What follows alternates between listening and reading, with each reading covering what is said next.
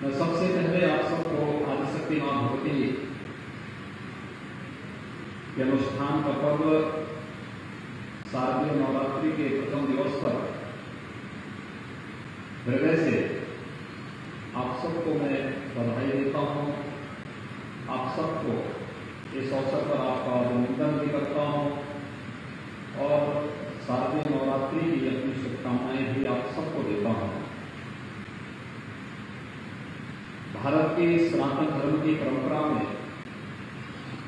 नारी शक्ति के प्रति समाज का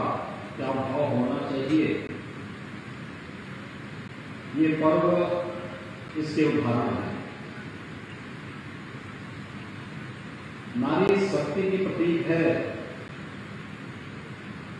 इसके लिए हम लोग शारदीय नवरात्रि में और वासंतिक नवरात्रि में अनेक प्रकार के अनुष्ठान करते हैं और ये अनुष्ठान हजारों वर्षों से चल रही भारत की सनातन परंपरा का एक महत्वपूर्ण पार्ट है, उसका एक हिस्सा है। लेकिन व्यावहारिक जीवन में भी नारी को शक्ति के रूप में हम प्रस्तुत कर सकें, ताकि वे भाव हम सबके मन में कब आएगा और इसी भाव को आगे बढ़ाने के लिए आज उत्तर प्रदेश सरकार ने उत्तर प्रदेश में एक नए अभियान का शुभारंभ किया है। प्रातः 10 बजे इस कार्यक्रम को प्रदेश की महामहिम राज्यपाल श्रीमती आनंदीबेन पटेल जी ने लखनऊ में इस कार्यक्रम का शुभारंभ किया है और मुझे स्वयं आदिशक्ति मां भगवती पाटेश्वरी के स्थान पर इस कार्यक्रम का शुभारंभ करने का अवसर प्राप्त हो रहा है। मैं इस अवसर पर आप सभी का, प्रदेश की सभी माताओं बहनों का हृदय से अभिनंदन करता हूं, उन्हें शारदीय नवरात्रि की बधाई देता हूं और अपनी शुभकामनाएं भी देता हूं। आज हम लोग बहुत सारी परियोजनाओं का यहाँ पर शिलान्यास और लोकार्पण भी कर रहे हैं। जनपद बलरामपुर, इसका अपना महत्व है और जनपद बलरामपुर को जो पहचान मिलनी चाहिए थी, तभी आदिशक्ति मां भगवती ने अपनी कृपा से इसे कृतार्थ किया। बलरामपुर स्टेट के माध्यम से लोक कल्याण के लिए कार्यक्रम किसी कालखंड में चले थे। कभी इस जनपद को पूर्व प्रधानमंत्री श्री अटल बिहारी वाजपेयी जी ने और भारत रत्न श्री नानाजी देशमुख ने इस पूरे जनपद को अपनी कर्मभूमि के रूप में चयन करके यहाँ के उत्थान के लिए, यहाँ के विकास के लिए अपना योगदान दिया था। लेकिन उस सब के बावजूद बलरामपुर जनपद विकास के पायदान पर पीछे रह गया था। नीति आयोग आदरणीय प्रधानमंत्री जी के मार्गदर्शन में कार्य करते हुए देश के अंदर कुल 115 जनपदों का चयन करता है और उनमें जो आकांक्षात्मक जनपद होते हैं उनमें से बलरामपुर भी एक आ जाता है। तो स्वास्थ्य में, शिक्षा में, रोजगार में, कृषि के क्षेत्र में या अन्य वे 6 महत्वपूर्ण सेक्टर हैं जिन क्षेत्रों में देश के सामान्य जनपदों की विकास की दौड़ से जनपद पिछड़ गए। इन्हें सामान्य जनपदों की श्रेणी में खड़ा करके विकास और समृद्धि के नए पायदान पर खड़ा करना, ये अपने आप में एक चुनौती और उस चुनौती को स्वीकार करते हुए आज ढेर सारी 500 करोड़ से ऊपर की परियोजनाओं का एक साथ लोकार्पण और शिलान्यास बलरामपुर जनपद के लिए हो रहा है। मैं इसके लिए भी बलरामपुर जनपद वासियों को हृदय से बधाई देता हूं, अपनी शुभकामनाएं देता हूं। कल ही हम लोगों ने बलरामपुर में यहाँ पर श्री अटल बिहारी वाजपेयी जी के नाम पर एक अटल बिहारी वाजपेयी चिकित्सा महाविद्यालय के पहले चरण का केजीएमयू के सैटेलाइट सेंटर के रूप में 300 बेडेड एक हॉस्पिटल, अत्याधुनिक हॉस्पिटल बने, उसका शिलान्यास किया है। और हमारा प्रयास है कि 2022 में यहाँ पर चिकित्सा महाविद्यालय में बाकायदा यहाँ पर क्लासेस भी शुरू हों। इस दृष्टि से एक कार्यक्रम का कल शुभारंभ हुआ है और शारदीय नवरात्रि में 500 करोड़ से अधिक की परियोजनाएं आज आपको हो रही है, यह विकास की दौड़ में हम सब पिछड़ पाए, इस बात को ध्यान में रख करके आज ये परियोजनाएं आप सबको प्रदान की जा रही है। लेकिन विकास के साथ साथ सुरक्षा भी आवश्यक है, और सुरक्षा इस बात को लेकर के विगत दिनों एक दुखद घटना बलरामपुर जनपद में घटित हुई थी। एक बेटी के साथ जिस प्रकार की बर्बरता और जिस प्रकार की घटना घटित हुई थी, उसने पूरे समाज को हिला करके रख दिया। और इसीलिए मैंने मिशन शक्ति के कार्यक्रम के लिए बलरामपुर जनपद चुना कि बलरामपुर में उस बेटी के प्रति श्रद्धा का भाव रखने के लिए, सम्मान का भाव रखने के लिए, और जिन लोगों की सोच आज भी नकारात्मक है, विघटनकारी है, उन लोगों के प्रति एक सीधा संदेश देने के लिए कि जो भी बहन बेटियों की इज्जत के साथ, उनके सम्मान के साथ खिलवाड़ करेगा तो उसके प्रति कानून के दायरे में ला करके कठोरतम सजा दिलाने का कार्य सरकार करेगी। इसलिए मिशन शक्ति के इस कार्यक्रम को आदिशक्ति मां भगवती के इस पावन धाम से शुभारंभ करते हुए मुझे बहुत प्रसन्नता की अनुभूति हो रही है कि हम हर बेटी को, हर बहन को सुरक्षा की पूरी गारंटी दे सके, उनके सम्मान की गारंटी दे सके, और उनके स्वावलंबन के लिए कुछ अलग से नए कार्यक्रम को आगे बढ़ा सके। यह एक अभियान आज से हम लोग पूरे प्रदेश के अंदर एक साथ प्रारंभ कर रहे हैं। मैं कल उत्तर प्रदेश बेसिक शिक्षा परिषद के 31,227 हम लोगों ने नए शिक्षकों के भर्ती के कार्यक्रम को आगे बढ़ाया, और इतने लोगों को हमने नियुक्ति पत्र दिए, और मुझे बहुत सुखद अनुभूति हो रही थी कि मांग तो होती है कि महिलाओं को 33% आरक्षण मिलना चाहिए, लेकिन कल के जब मैंने रिजल्ट देखे तो मैंने देखा उसमें तो 33 का उससे भी ज्यादा प्रतिशत महिलाओं का है। और उन्होंने अपनी मेहनत से, अपने परिश्रम से उन्होंने अपना स्थान बनाया है, और सम्मानजनक स्थान प्राप्त करके उन्होंने शिक्षा की जो आधारशिला है बेसिक शिक्षा परिषद में बहुत अच्छी संख्या में बालिकाओं ने स्थान प्राप्त करके शिक्षक बनकर के समाज के निर्माण की नींव को और मजबूत करने के लिए वे अपना योगदान दे रही है। हमारे लिए सुखद अनुभूति का दिन कल का भी था, और आज एक बार फिर से मैं आपके बीच में यहाँ पर उपस्थित हुआ हूँ आपसे इस बात को कहने के लिए कि आज जो कार्यक्रम हमारा प्रारंभ हुआ है, ये शारदीय नवरात्रि के इन 9 दिनों तक तो चलेगा। इन 9 दिनों तक मिशन शक्ति का कार्यक्रम अलग अलग विभाग, पुलिस विभाग भी, शिक्षा विभाग भी, महिला और बाल विकास विभाग भी, साथ साथ जितने भी हमारे अंदर विभाग हैं, चाहे वह ग्रामीण विकास है, पंचायती राज है, नगर विकास है, औद्योगिक विकास है, सूक्ष्म लघु मध्यम उद्यम विभाग है, कृषि विभाग है, उससे जुड़े हुए जितने भी विभाग उत्तर प्रदेश शासन के, ये सभी विभाग इस कार्यक्रम को एक साथ अपने अपने क्षेत्र में इस कार्यक्रम को प्रारंभ करेंगे। और वहां पर ये तीनों बातें, महिलाओं की सुरक्षा,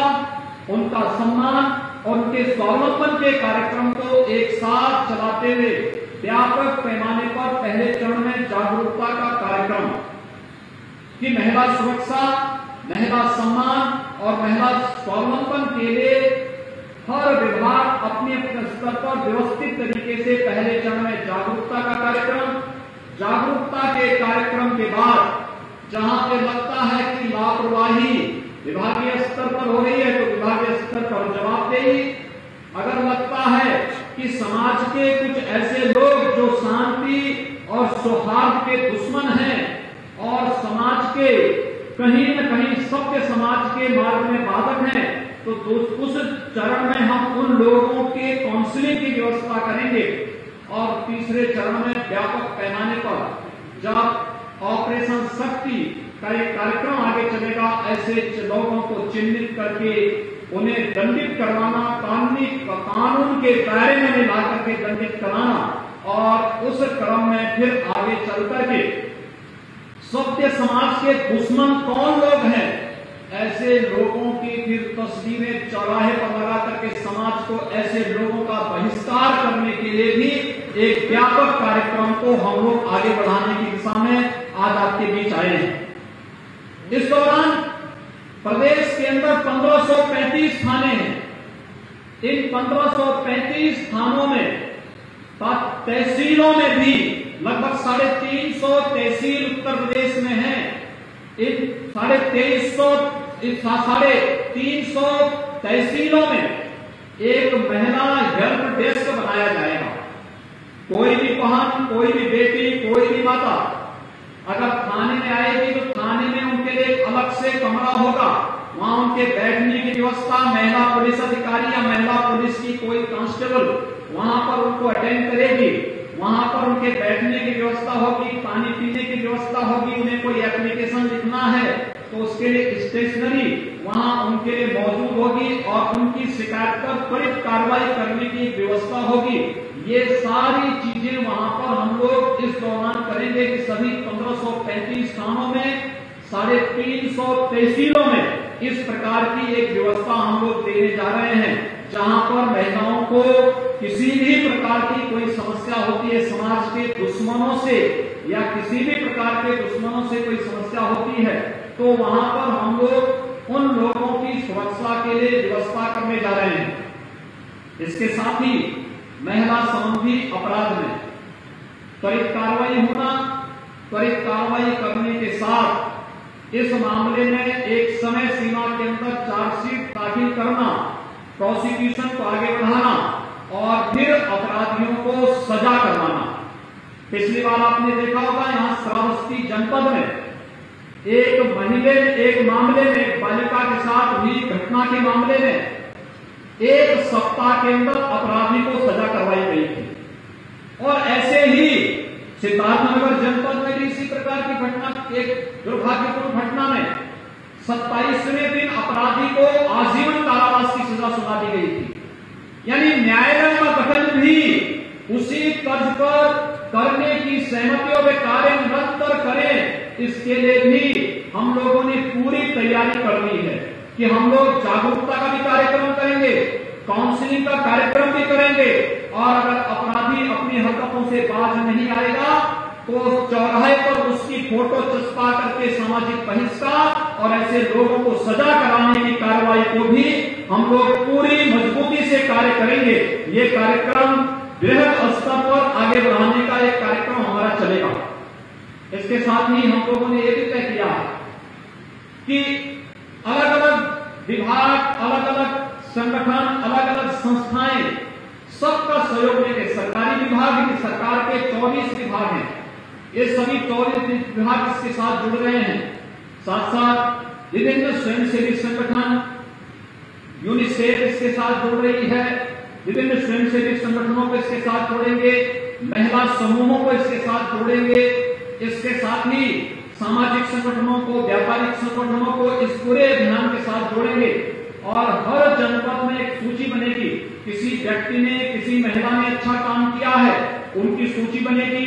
किसी संगठन ने अच्छा काम किया है, उनकी सूची बनेगी। फिर इन सभी संगठनों के कार्यों को हम उसका डॉक्यूमेंट तैयार करेंगे और डॉक्यूमेंट को फिर प्रदेश स्तर पर एक स्वस्थ प्रतिस्पर्धा उसमें करा करके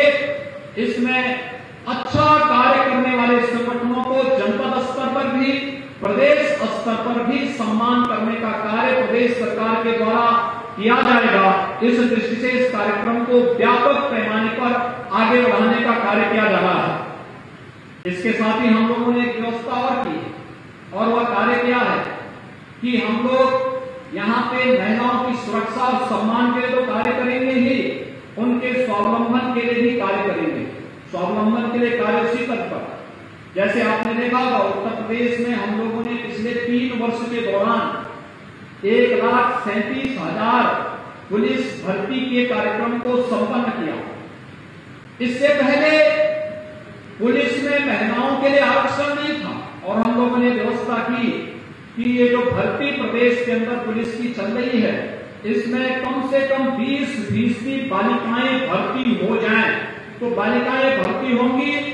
स्वयं अपने पैरों पर खड़ी होंगी और समाज को सुरक्षा की गारंटी भी देगी। और वो सफलतापूर्वक उन्होंने अपनी ट्रेनिंग के कार्यक्रम को भी संपन्न किया और आज उनमें से बहुत सारी बालिकाएं आज सुरक्षा के क्षेत्र में आकर के उत्तर प्रदेश पुलिस के माध्यम से महिला सुरक्षा के साथ साथ समाज की सुरक्षा में भी अपना योगदान दे रही हैं। और इसी प्रकार से अन्य विभागों में भी एक मिशन मोड के साथ हम इसे लेंगे और मिशन मोड के साथ इसे लेकर के व्यापक पैमाने पर उन्हें रोजगार के साथ, उन्हें नौकरी के साथ, उन्हें स्वावलंबन के साथ जोड़ने के व्यापक कार्यक्रम को भी हम इस अवसर पर आगे बढ़ाने का कार्य कर रहे हैं। ये कार्यक्रम इसी श्रृंखला का एक हिस्सा होगा, मिशन शक्ति का एक हिस्सा होगा। तो मिशन शक्ति के इस अभियान को आगे बढ़ाने के लिए ही आज हम सब इस कार्यक्रम के साथ यहाँ पर आपके बीच में आए हैं। मैं आज इस अवसर पर आप सबका अभिनंदन करना चाहता हूँ। मैं कल से देख रहा हूं बलरामपुर जनपद में कोविड-19 से भी जूझते हुए व्यापक पैमाने पर जो कार्यक्रम चलाए गए, वास्तव में पूरी दुनिया इस समय कोविड-19 जैसे एक वैश्विक महामारी से जूझ रही है। यह वैश्विक महामारी पूरी दुनिया के अंदर न केवल जनहानि की है बल्कि अर्थव्यवस्था को भी पूरी तरह प्रभावित की है। जब हम इस पूरी व्यवस्था को देख रहे हैं, उन स्थितियों में हम सब आभारी हैं प्रधानमंत्री मोदी जी के,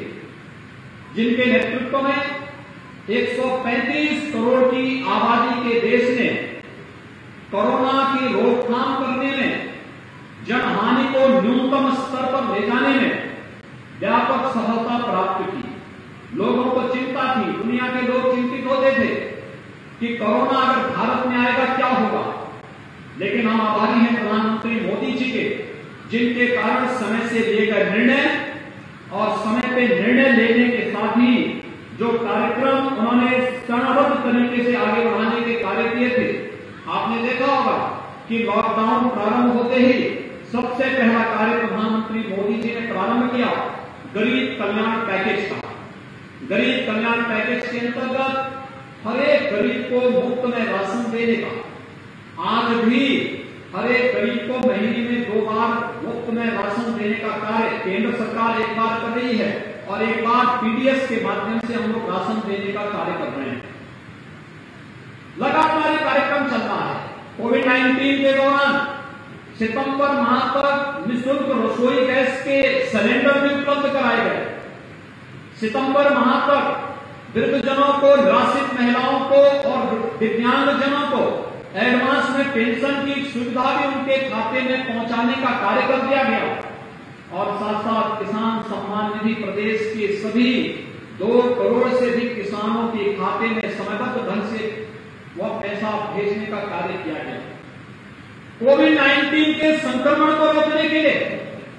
मुझे याद है जब कोरोना का पहला पेशेंट उत्तर प्रदेश में आया था तब हमारे पास एक भी आईसीयू नहीं था या एक भी टेस्ट लैब नहीं थी और आज उत्तर प्रदेश 1,75,000 टेस्ट प्रतिदिन कर रहा है। 1,75,000 बेड हमारे पास उत्तर प्रदेश में कोरोना के उपचार के लिए मौजूद है। जगह जगह कोरोना वॉरियर्स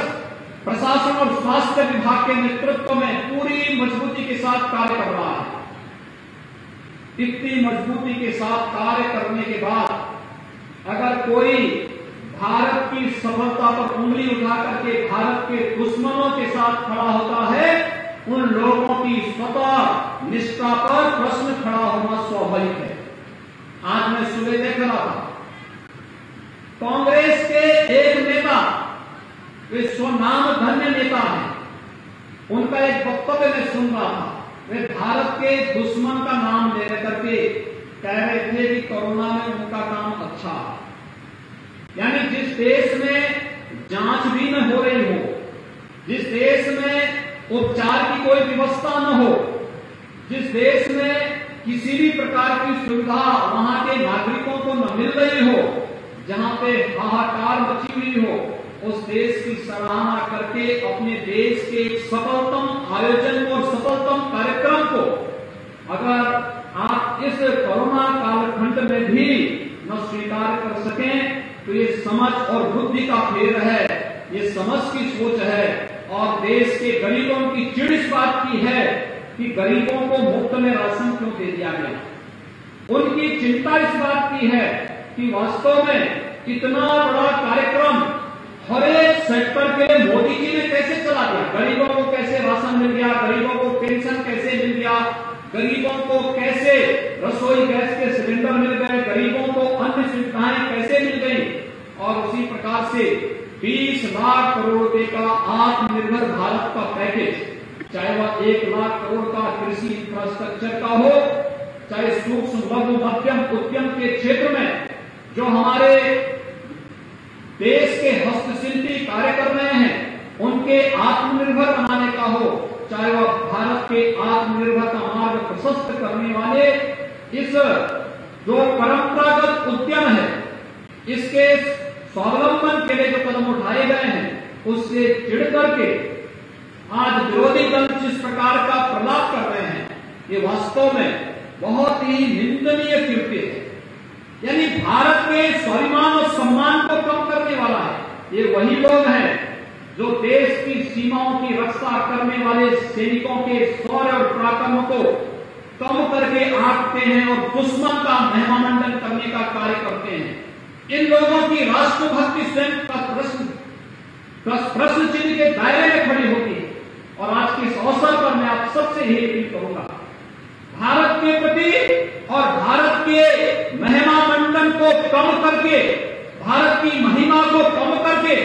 आंकने की जो इनकी दुष्प्रवृत्ति प्रारंभ हुई है ये वास्तव में देश के खिलाफ एक साजिश है जो वैश्विक मंच पर भारत को अपमानित करती है। ये भाषा जो आज देश के दुश्मनों की बोली बोलती है ये हम सबको सचेत करती है कि इनकी भारत के प्रति क्या सोच है।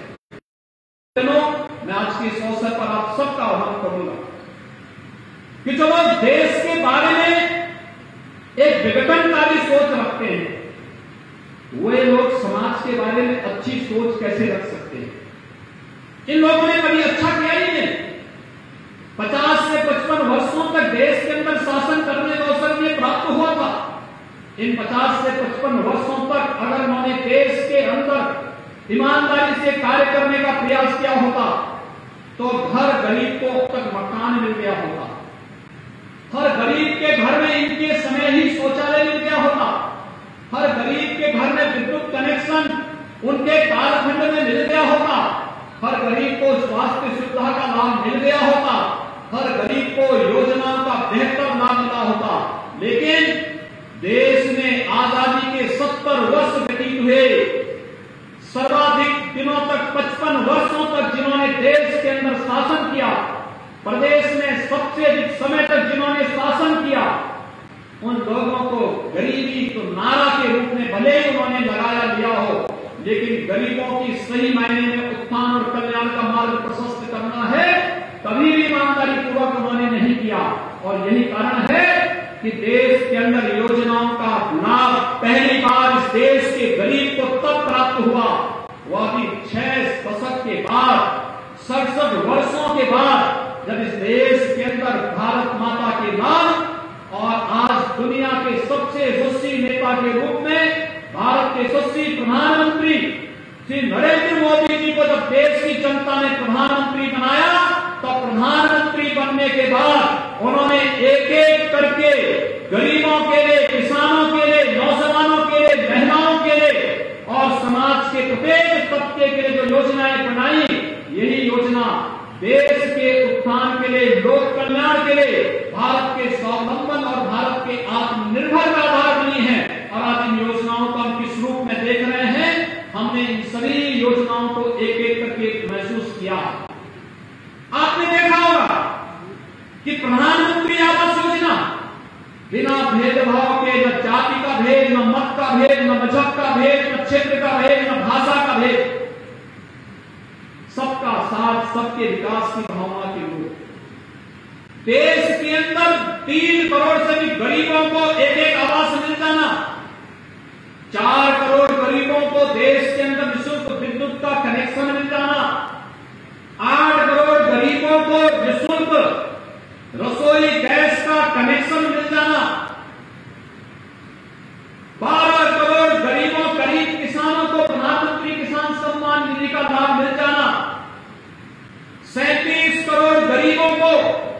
बैंक में जनधन अकाउंट का खाता खुल जाना,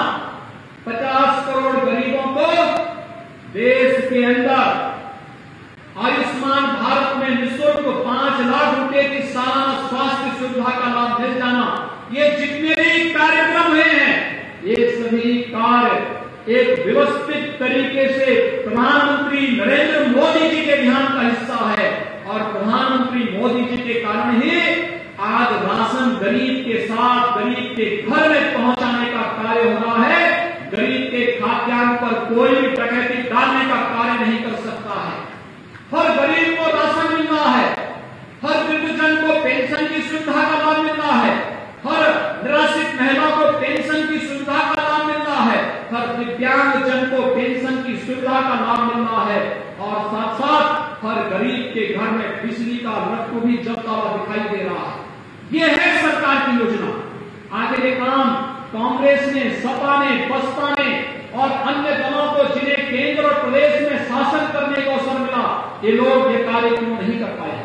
क्योंकि विकास उनकी सोच में नहीं था, विकास उनकी सोच में नहीं था। गरीब, किसान, नौजवान, महिलाएं उनके एजेंडे में कभी नहीं थे। उनके एजेंडे में जाति था, परिवार था, मत और मजहब के आधार पर विभाजन था, दंगा फसाद था, विभाजन था। कभी देश का विभाजन कराया और फिर समाज का विभाजन जातीयता के आधार पर करवा करके वे फिर दंगा करवाना चाहते हैं। आपने देखा होगा बलरामपुर जनपद में घटित दुर्भाग्यपूर्ण घटना में इन लोगों के पास कोई जवाब नहीं था। इन लोगों ने, प्रशासन ने त्वरित कार्रवाई की, दुष्कर्मी और हत्यारे को जेल के अंदर बंद किया और मामला फास्ट ट्रैक कोर्ट में भी जा रहा है और हम उसको सजा दिलवा करके रहेंगे। और दुष्कर्मी के साथ के जितने भी दोषी होंगे कोई बचने नहीं पाएगा। इस सरकार ने पहले ही ऐलान कर रखा है कि प्रदेश में बहन और बेटियों की सुरक्षा और सम्मान में सेंध कोई भी लगाएगा, उसकी जगह कहां होनी है ये कानून तय करेगा और कानून के दायरे में लाकर के कड़ी से कड़ी सजा दिलाने का कार्य से लोगों को करेगी सरकार। और इसके लिए पूरी तैयारी सरकार ने की है। लेकिन मैं पूछना चाहता हूं, सभी दलों से मैं पूछना चाहता हूं, सभी राजनीतिक दलों को, जो जातीय विस्मरण करके प्रदेश में जातीयता का जहर घोल करके फिर से विभाजन, विकास को महत्व देने वाली सरकार के सामने जातीय विभाजन की रेखा फिर से खींचना चाहती हैं। मैं उनसे पूछना चाहता हूं, जब उन्हें केंद्र और प्रदेश में शासन करने का अवसर प्राप्त हुआ था तो उन्होंने विकास क्यों नहीं किया? तब उन्होंने गरीबों के लिए मकान क्यों नहीं बनाए? मैं तो कह सकता हूं कि हमारी सरकार ने 3 वर्ष के अंदर प्रदेश के अंदर 30 लाख गरीबों को प्रधानमंत्री आवास में एक आवास उपलब्ध कराया। 2 करोड़ 61 लाख से अधिक गरीबों को स्वच्छ भारत मिशन में एक शौचालय उपलब्ध करवाया। 1 करोड़ 24 लाख से अधिक गरीबों को निःशुल्क विद्युत के कनेक्शन उपलब्ध कराए।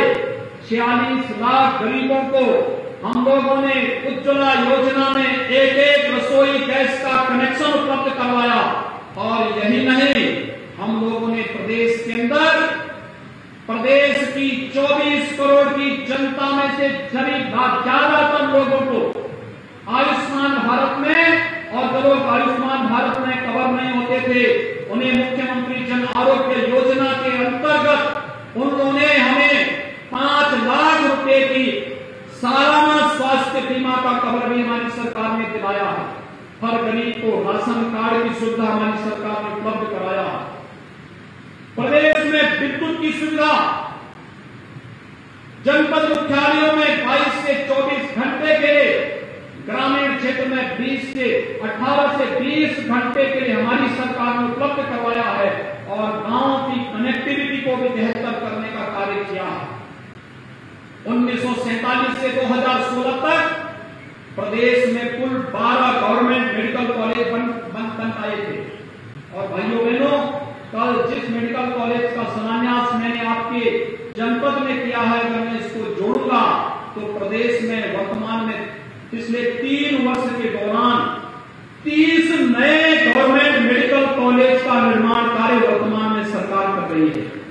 आप सोचिए 70 वर्षों में मात्र 12 और 3 वर्ष में 30 मेडिकल कॉलेज प्रदेश के अंदर वर्तमान में बन रहे हैं। यह है सरकार की स्पीड, कार्य करने की स्पीड। और इसीलिए जो लोग ये विकास के कार्य जिन्हें अच्छे नहीं लगते, जिन्हें विकास अच्छा नहीं लगता, जिन्हें देश में गरीबों का उत्थान अच्छा नहीं लगता, जिसे नारी गरिमा और सम्मान की रक्षा का कार्य अच्छा नहीं लगता, वही लोग सरकार की नीतियों पर भी प्रश्न खड़ा कर रहे हैं। वही लोग देश की सुरक्षा के सामने स्वयं प्रश्न खड़ा करने का प्रयास कर रहे हैं। और वही लोग जो भारत के आज दुनिया में प्रधानमंत्री मोदी जी के नेतृत्व में भारत की धमक को, भारत एक सुरक्षित भारत, एक भारत श्रेष्ठ भारत, एक सुरक्षित और समृद्ध भारत, जिन्हें अच्छा नहीं लग रहा है। दुनिया के अंदर भारत की गौरव और महिमा जब पूरी दुनिया गा रही हो, जिन्हें अच्छा नहीं लगता, वही लोग आज पाकिस्तान का गुणगान भी करते हुए दिखाई दे रहे हैं। ये लोग देश के दुश्मनों की भाषा बोलने का कार्य कर रहे हैं। जो लोग जातीयता के आधार पर लड़ा रहे हैं, जाति मत और मजहब के आधार पर दंगा फसाद करने का षड्यंत्र कर रहे हैं, इनके षड्यंत्रों को आपने देखा होगा कि कैसे अंतर्राष्ट्रीय साजिश में आकर के देश में आबादी के लिहाज से सबसे बड़े प्रदेश में कैसे दंगा भड़काने की साजिश इनके द्वारा की गई। और उन संगठनों के माध्यम से जिनकी गतिविधियां पहले से संदिग्ध थी, वे गतिविधियां किस रूप में आगे बढ़ाने का प्रयास हो रहा है। लेकिन आपको आश्वासन देने के लिए मैं आया हूं, प्रदेश की 24 करोड़ जनता को मैं आश्वासन देने के लिए आया हूं कि प्रदेश की सुरक्षा में सेंध लगाने वाले के लिए उत्तर प्रदेश की धरती में कोई जगह नहीं होगी। उत्तर प्रदेश में सुरक्षा के साथ कोई खिलवाड़ नहीं कर पाएगा। और दंगा फसाद करने वाला कोई भी व्यक्ति हो, अगर प्रदेश में दंगा फसाद करने का प्रयास करेगा तो वह समझ ले उसकी जगह कहां होनी है। उसके खिलाफ जितनी सख्ती से भी कार्रवाई होनी होगी, सरकार उतनी सख्ती के साथ कार्य करेगी। इसके साथ ही मैं आप सबको आह्वान करना चाहूंगा, ये हमारी सामूहिक जिम्मेदारी बनती है। मिशन शक्ति का जो कार्यक्रम आगे बढ़ा है, ये मिशन शक्ति का कार्यक्रम समाज की सामूहिक